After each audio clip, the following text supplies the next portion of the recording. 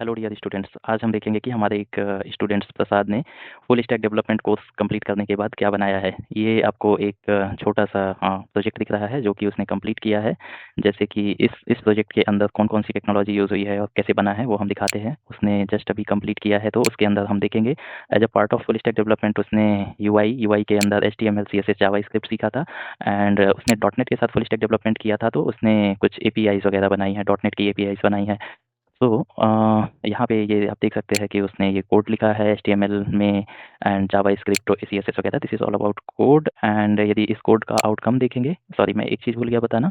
Database उसने बनाया था इसमें एमएस एसक्यूएल सर्वर के अंदर, माइक्रोसॉफ्ट एसक्यूएल सर्वर के अंदर, जहाँ पे आप देख सकते हैं कि एक यूज़र मैनेजमेंट प्रोजेक्ट के अंदर जो भी रिक्वायर्ड फील्ड्स होती हैं, जैसे कि एक यूज़र का फुल नेम, ईमेल एंड वो किस सिटी में रहता है, state, countries and so on. ये एक डेटाबेस का डायग्राम है और ये टेबल्स हैं। तो उसने ऐसे करके डेटाबेस बनाने के लिए एसक्यूएल सीखा, एसक्यूएल की क्वेरी सीखी, कैसे डेटाबेस बनता है, कैसे डेटाबेस में डेटा डालते हैं और कोड के साथ उसने सीखा कि एपीआई से हम कैसे डेटा को यूआई से एपीआई पे डेटा लाना और एपीआई से डेटाबेस में डेटा डालना और अपोजिट कि डेटाबेस से डेटा को फेच करके यूआई तक लाना, ये सब कैसे कर सकते हैं।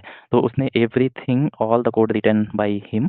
सो उसका आउटकम देखते हैं यहाँ पे क्विकली कि जैसे उसने ये होम पेज डिजाइन करना सीखा था using HTML, JavaScript and CSS.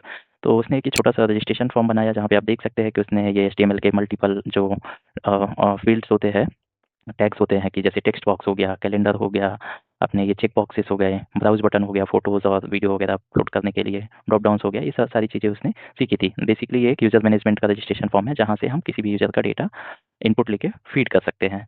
सो यदि मैं जाऊँगा यहाँ पे रजिस्ट्रेशन करने तो उसने जावास्क्रिप्ट के थ्रू ये वैलिडेशंस वगैरह भी लगाए हुए हैं यहाँ पे कि यदि कोई फ़ील्ड में किसी ने वैल्यू नहीं डाली है तो वो सब ये फॉर्म सबमिट नहीं होना चाहिए, इस फॉर्म का डेटा सेव नहीं होना चाहिए। तो जितनी भी चीज़ें रिक्वायर्ड है वो सारी चीज़ें एक फॉर्म में पहले एक इनपुट में आना चाहिए।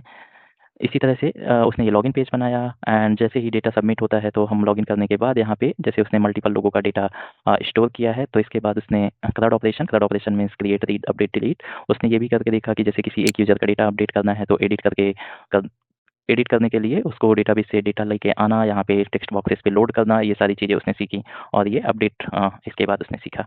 वो इसी तरह से यहाँ पे यदि किसी एक यूज़र की डिटेल्स देखनी है तो डिटेल्स देख सकता है एंड यदि किसी यूज़र का डेटा डिलीट करना है तो confirmation box kind of thing. So this is all about this project. Thank you.